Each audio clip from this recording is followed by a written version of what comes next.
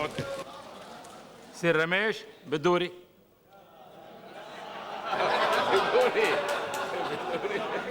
ने इस गरीबों के हित के लिए बड़े इंपॉर्टेंट बिल के ऊपर मोटर वाहन अधिनियम 2015 पे मुझे बोलने का मौका दिया। इसके लिए बधाई के पात्र हैं हमारे माननीय मंत्री जी जो सड़क और ट्रांसपोर्ट मिनिस्टर हैं। 18 दिसंबर को भी ये बिल सर लाया गया था। सर क्वेश्चन पैदा होता है ये बिल लाया क्यों गया? सर क्वेश्चन ये रेज होता है कि गरीब आदमी को रिक्शा ढोने पर शहरों में मजबूर क्यों होना पड़ा? सर 1971 में नारा दिया गया था गरीबी हटाओ देश बचाओ। अगर उन लोगों को गांव में रोजगार दिए गए होते, उनको शौक नहीं है शहरों में आकर रिक्शा खींचने के लिए अपना पेट पालने की जरूरत नहीं थी उनको। सर देश की 68 साल की आजादी में उनको उनका हक नहीं मिला। आज वो गरीब आदमी रोजगार प्राप्त करने के लिए शहरों में आता है और शहरों में आने के बाद वो अमानवीय व्यवहार के कारण प्रताड़ित होता रहा, वो बीमार हो गया। माननीय मंत्री जी ने बड़े विस्तार से 18 दिसंबर के उस भाषण में कहा था कि किस प्रकार से लोग बीमार होते हैं। लेकिन ये जो गरीबों की पीड़ा है, इस गरीबों के रोजगार की पीड़ा है, उसको चोर ना बनना पड़े, जेब तराश ना बनना पड़े। अगर वो रिक्शा खींचकर वो अपना जीवन यापन कर सके तो मुझे मालूम नहीं इन मेरे विपक्ष के बंधुओं को क्या आपत्ति है। अभी भाई मान जी कह रहे थे एक एक व्यक्ति के पास 200 रिक्शा होती हैं, वो पहले होती थी। इस बिल को ध्यान से पढ़ लीजिएगा। इस बिल में प्रोविजन दिया गया है रिक्शे का मालिक वही होगा जो रिक्शा चलाएगा, उसी को लोन दिया जाएगा, ठेके पर रिक्शा नहीं दी जाएगी। इस बिल में बड़ा स्पष्ट किया गया इस बात को लेकर कि उस गरीब को भी आत्म स्वावलंबी होने का अधिकार यह सरकार देने जा रही है। माननीय प्रधानमंत्री जी ने जो कहा था यह सरकार गरीबों को समर्पित है, लेकिन केवल विरोध के लिए विरोध करना है। इसीलिए ये दर्पण दिखाता है मेरे विपक्ष के बंधुओं को कि भारत सरकार की मजबूरी ऑर्डिनेंस लाने के लिए कि गरीबों का हितैषी का नाटक करने वाले लोग गरीबों के हित के बिलों को भी ये पास नहीं करने की इजाजत दे रहे हैं। मुझे लगता है इसीलिए ऑर्डिनेंस सरकार लाने पे मजबूर है। सर मैं बताना चाहता हूं, ये बात स्पष्ट हो गई कि गरीब का बेटा देश का प्रधानमंत्री बना है तो जाके पैर न पढ़े बिवाई वो क्या जाने पीर पर आई। राजा का बेटा राजा बनते चले हैं, खानदानी प्रवृत्ति चली आई है इस देश के अंदर।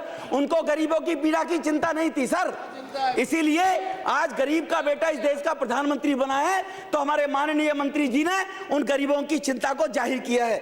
अध्यक्ष जी मैं बताना चाहता हूं, हाई कोर्ट की बात अभी कर रहे थे,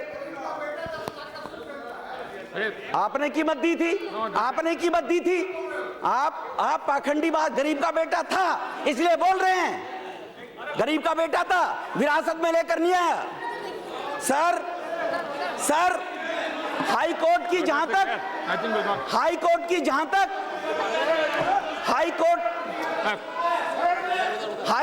जहां तक बात सर की जा रही है, हाई कोर्ट को सर बीच में क्यों आना पड़ा?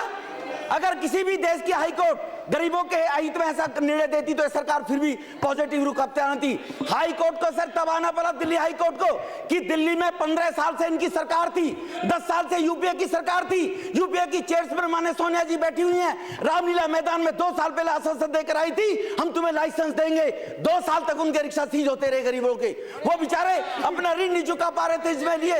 इन्होंने कहने के बाद उनको आश्वासन नहीं मिला उन लोगों को, तो हाई कोर्ट को मजबूरी में सर निर्णय लेना पड़ा। सर मैं बताना चाहता हूं इसी प्रकार के जुगाड़ टाइप के स्टेटों के अंदर जो इंजनों को जोड़कर लोगों को, यात्रियों को एक जगह से दूसरे गांव में ले जाते थे, उनसे ब्रेक फेल होते थे, एक्सीडेंट होते थे, लोग मरते थे। ये अगर सरकार चिंता करती हो गरीब लोगों की जान बचाने की तो इस सरकार को ऑर्डिनेंस लाने की सर जरूरत नहीं पड़ती। सर इस रिक्शा के अंदर, सर इस रिक्शा में लाइसेंस देने की जो सरकार ने व्यवस्था की है कि वो जो गरीब लोग हैं, पहले 10वीं पास व्यक्तियों का तो लाइसेंस बनेगा। अरे सर अगर उनके माँ बाप के अंदर इतनी हैसियत होती उनको पढ़ाने लिखाने की तो उनको दिल्ली और बंबई कलकत्ता जाने की जरूरत ना पड़ती। वो अगर 10वीं पास करने की हिम्मत रखे, अब 10वीं पास का टैग लगाकर उनके लाइसेंस नहीं बनाए जाएंगे। इस सरकार ने व्यवस्था की कि वो 7वीं 8वीं पास भी हो और सरकार, सभी राज्य की सरकार उनका फ्री हेल्थ चेकअप कैंप लगाए, उनके स्वास्थ्य की जांच करें और उनको तब लाइसेंस प्रोवाइड कराए जाए। पहले लर्निंग लाइसेंस दिया जाए उनको और फिर तुरंत उनको 1 साल के अंदर उनका परमानेंट लाइसेंस की व्यवस्था की जाए। इस बिल के अंदर क्या गरीब के विरोधी है? क्यों इनको दर्द आ रहा है कि सरकार अच्छे काम करेगी तो कांग्रेस मुक्त भारत का सपना धीरे धीरे समाप्त हो रहा है। हम तो जीरो नहीं हुए मैडम। सर मैं बताना चाहता हूं, दिल्ली में हम तो जीरो नहीं है, हम तो आज भी एमसीडी में 7 सांसद हैं। दिल्ली में ये जीरो भी बैठे हैं। छाछ तो बोले बोले छलनी बोले, इसमें 100 छेद जो पूरे देश में समाप्त हो गए, वो हमें दिल्ली में जीरो बता रहे। तो इसीलिए इन लोगों को समझना चाहिए। इसलिए मैं इस ऑर्डिनेंस के, इस बिल के फेवर में खड़ा होने के लिए खड़ा हुआ हूं और बधाई देना चाहता हूं माननीय मंत्री जी को। आपका ज्यादा समय ना लेते हुए आपने मुझे 5 मिनट का समय दिया था, इसके लिए बहुत बहुत धन्यवाद। धन्यवाद। Thank you.